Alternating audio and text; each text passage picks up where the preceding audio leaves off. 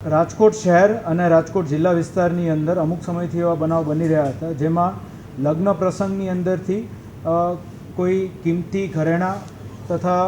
રોકડ રકમ સાથેના બેગની ઉઠાંતરી કરી અમુક લોકો નાસી જતા હતા। એક પછી એક અનેક બનાવો બન્યા જેના કારણે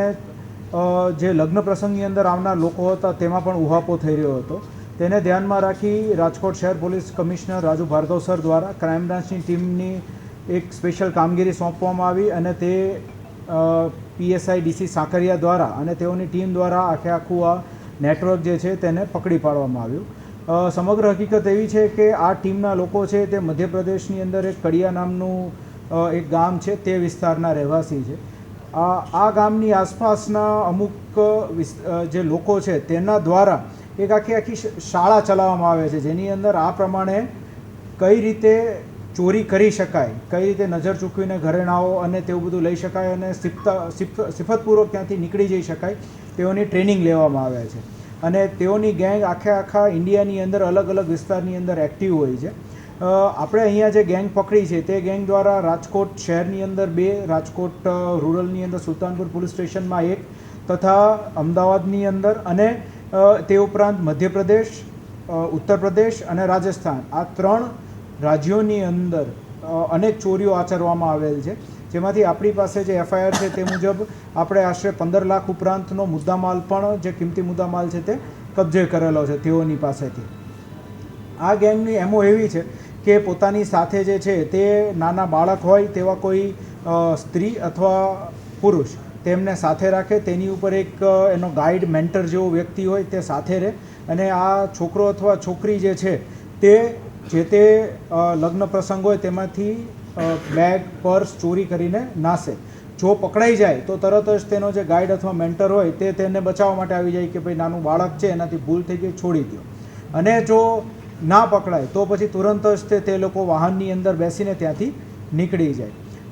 આ વાહનની અંદર જ તે લોકો રાતવાસો કરતા હોય તેવું અમારા ધ્યાન પર આવેલું છે। જે પીએસઆઈ સાકરિયાની ટીમ દ્વારા જે ઇન્દોરની અંદર તે ઉપરાંત રાજસ્થાનના અમુક જિલ્લાઓની અંદર સતત 5 થી 6 દિવસ સુધી રેકી કરી માહિતી મેળવી અને ત્યારબાદ જેવી એ ટીમ જે છે એ ફરી પાછું અહીંયા રાજકોટની અંદર જ તે ચોરી કરવા માટે આવતી હતી તેવું ધ્યાન પર આવ્યું એટલે તેઓનો જે કે બી માહિતી મેળવી હતી તેના આધારે તેઓનો પીછો કરતાં તેઓને ઝડપી પાડ્યા છે। આ સમગ્ર જે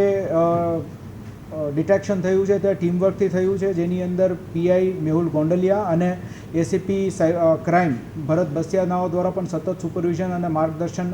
રાખીને આખી ગેંગને પકડી પાડવામાં આવેલ છે। રાજકોટની અંદર 2 થયેલી છે સિટીની અંદર અને રાજકોટ રૂરલમાં 1 થયેલી છે। તે ઉપરાંત આણંદ, અમદાવાદ અને